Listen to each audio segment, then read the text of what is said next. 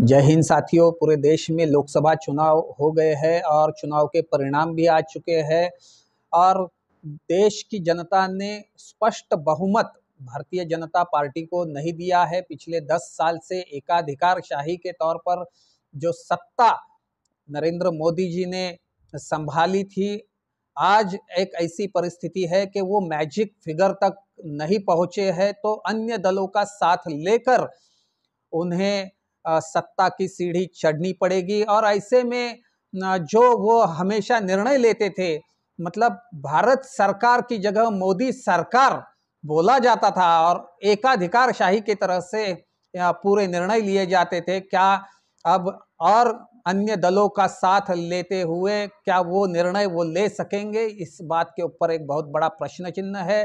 साथ ही साथ कांग्रेस के लिए भी एक बहुत बड़ा उपलब्धि यहाँ पर हुई है कि उनकी भी सीटें बढ़ी है। सरकार संभालने के लिए, सरकार चलाने के लिए, सरकार में सत्ता स्थापित करने के लिए एक आशादायक वातावरण कांग्रेस के लिए भी बना है। लेकिन इसमें तृणमूल कांग्रेस और जैसे चंद्रबाबू नायडू हो गए और नीतीश कुमार जी जो बिहार से है, उनके पास 12 सीटें हैं, चंद्रबाबू नायडू के पास 13 सीटें हैं और तृणमूल कांग्रेस के पास 31 सीटें हैं। सभी मिलाकर भी कहीं ना कहीं मैजिक फिगर तक बहुत मुश्किल से पहुंचा जा रहा है। तो इन सबको वो कैसे मैनेज करेंगे और क्या उनको उन आश्वासक एक प्रकार से क्या उनके लिए ऑफर देंगे, इस बात के ऊपर बहुत कुछ निर्भर करता है।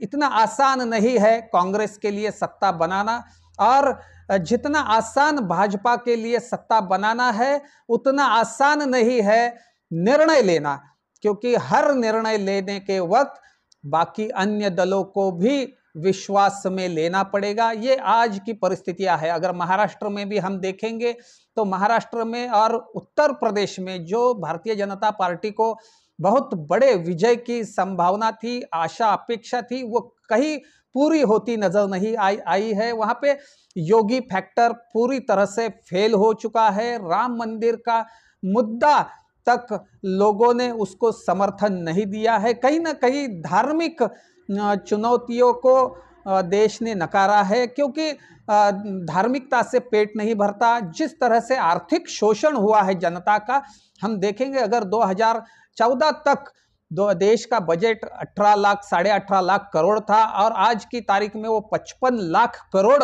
तक वो पहुंच गया है। मतलब 3 गुना देश का और देश की जनता का आर्थिक शोषण हो गया है। लेकिन ये लोग कहीं ना कहीं देश का पूरा सार्वजनिक संपत्ति पीएसयू बेचने से बाज नहीं आ रहे हैं। जबरदस्त जीएसटी के माध्यम से लूट चल रही है। पेट्रोल डीजल महंगा हो गया, गैस तो पहले से ही महंगा हो गया था, बीमारियां फैलाई गई और इसके ऊपर जो टीका देने का जो कार्यक्रम हुआ था उसके भी मद्देनजर आज बहुत सारे लोगों को अटैक आ रहे हैं, लोग मर रहे हैं। और कहीं ना कहीं ग्लोबल लेवल के ऊपर भी ये साजिश थी, ऐसा आज सिद्ध हो रहा है। ये सारा खेल टीका देने के लिए हुआ था। एक वायरस लाओ और बाद में टीकाकरण के माध्यम से टीके बेचो। ये पूरा एक बहुत बड़ी इंटरनेशनल लेवल पर साजिश हो गई थी। ये आज सिद्ध हो रहा है।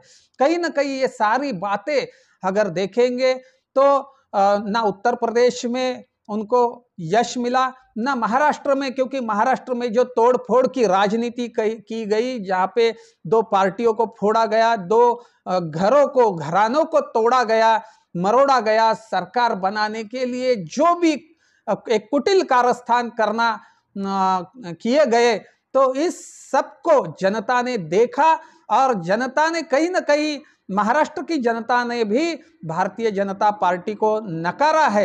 मुझे लगता है भारतीय जनता पार्टी को फिर से आत्मचिंतन करने की जरूरत है, केंद्रीय स्तर पर भी और महाराष्ट्र के लेवल के ऊपर भी, क्योंकि आने वाली विधानसभा में ये भारतीय जनता पार्टी के लिए बहुत बड़ा एक आह्वान हो सकता है। क्योंकि एनडीए और महाविकास आघाड़ी, मतलब महायुति और महाविकास आघाड़ी के बीच अब भारत आघाड़ी भी आ चुकी है और भारत आघाड़ी के माध्यम से करीब करीब 200 सामाजिक संगठन एक साथ आ गए हैं और जल्द ही उनकी बैठक मुंबई में हो सकती है और भारत आघाड़ी के माध्यम से एक नया वातावरण यहाँ पे हमें देखने को मिलेगा।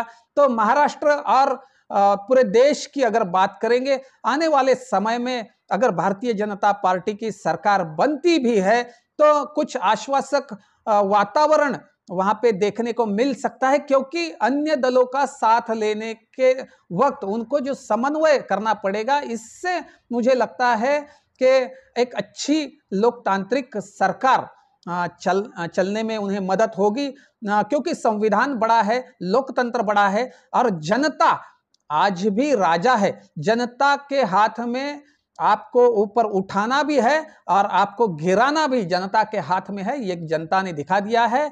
बस आज के लिए इतना ही, जल्द ही मिलेंगे, धन्यवाद।